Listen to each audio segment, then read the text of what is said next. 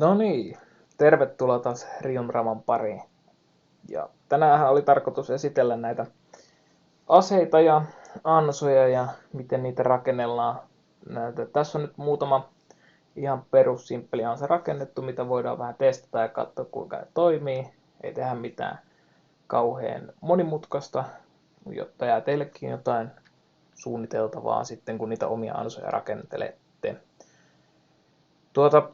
Muutama perusase, mitä pelistä löytyy, on stungani. Ampuu tämmöisen määrämittaisen kuulan, joka tainnuttaa vihollisen hetkeksi aikaa. Tulinopeus ei ole kauhean suuri. Mitähän tuossa nyt olisi? Kerran sekunnissa pystyy yhden kuulan ampumaan. Sitten siitä jos mennään eteenpäin. Sitten on railgun. Railgun on taas huomattavasti jykevämpi ase. Railgunin hyvä puoli on se, että se läpäisee kaikki viholliset ja sillä pystyy ampumaan jonossa monta vihollista, mutta sama asia kuin ton stungunin kanssa on, että tulinopeus ei olekaan suuri ja toi railgun myös potkaisee, kun sitä käyttää, että se kannattaa ottaa huomioon. Liekiheitin on yksi hauskimmista aseista. Liekiheittimellä pystyy vihollisten lisäksi sytytellä myös puita. Viholliset myös voi pelkää tulta, että jos ne syttyy tuleen tai joutuu liian lähelle tulta, niin ne saattaa mennä paniikkiin ja juosta sitten karkuun. Sitten löytyy myös tämmönen Ghostbusting Gun, eli tämmönen aaveiden metsästyspyssy. Ei ole kauhean tehokas tavallisia vihollisia vastaan, että yleensä vaan stunnaa ne, mutta kummituksia pyydystäessä niin elintärkeä ase. No, se ehkä noista pyssyistä. Mennään näiden ansojen pariin. Ja kaikkein yksinkertaisin ansa, mitä löytyy, niin on ihan tämmöinen karhun rauta, minkä voi virittää maahan.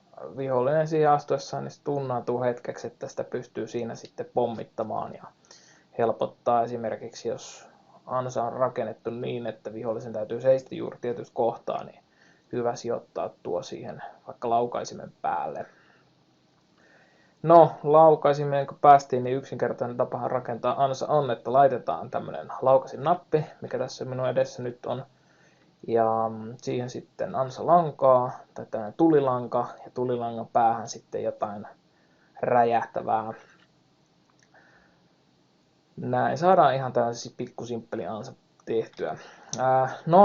Jos tehdään tämmönen ansa-tunneli, niin me ei tietenkään itse haluta laukaista sitä ansaa siellä ansan keskellä, vaan me halutaan, että vihollinen sen ansan laukaisee. Ja päähahmolla on tämmönen dash-ominaisuus, eli pystyy varppaamaan pienen matkan tietyn väliajoin. Ja tällä dashilla me päästään näistä laukaisimista yli ilman, että ne laukeaa. Ja kun vihollinen sieltä kipsuttelee perässä, niin se sitten itse laukaisee nämä ansat ja käristyy tuolla napalmin keskellä sitten. No, sitten joskus halutaan vihollisia myös ottaa kiinni elävänä. Ja, tässä on esimerkiksi tehty tämmöinen ansahuone, mistä ovet sulkeutuu. Tai jos nyt ajatusmaailma kohtaisi täysin, että tämä mekaniikka toimii, niin pitäisi sulkeutua. Lisäsin myös tuohon tuommoisen pienen tykin, että saadaan jotain hauskuutta. Astun ansan päälle, ovet sulkeutuu, ansalanka virittyy ja sieltä liekiheitin käynnistyy ja sytytti mut palamaan. Tämmönen aika simppeli pikku ansa. No toi liekiheitin, mikä tossa on, niin sehän on tosiaan meidän pudotinkoneemme. Pudotinkoneetta en tuossa ensimmäisessä jaksossa esitellykään sen kummemmin, mutta idea on se, että jos me laitetaan pudotinkoneeseen jotain tavaraa sisään, vaikka puita, astutaan tuohon napin päälle tai annetaan pudottimen virtaa, niin se sylkee sen tuohon eteensä. No jos pudotinkoneessa on pyssy ja me se laukastaan tai annetaan virtaa sille, niin se ampuu sen pyssyn sisällön.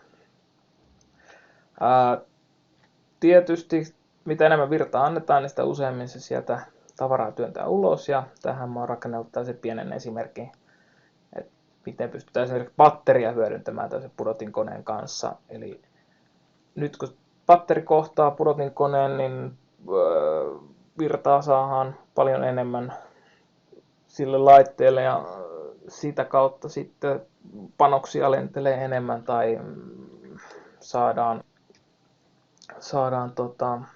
pitempiaikainen tulisuihku tai mitä nyt halutaan tehdäkään. Mutta tässä nyt oli näitä perusjuttuja, näistä nyt voi rakennella vaikka minkälaisia, katsotaan niitä ensi kerralla taas tarkemmin, alkaa videolla olla taas sopiva pituus, ei mitään, jatketaan näille ja kiitoksia taas.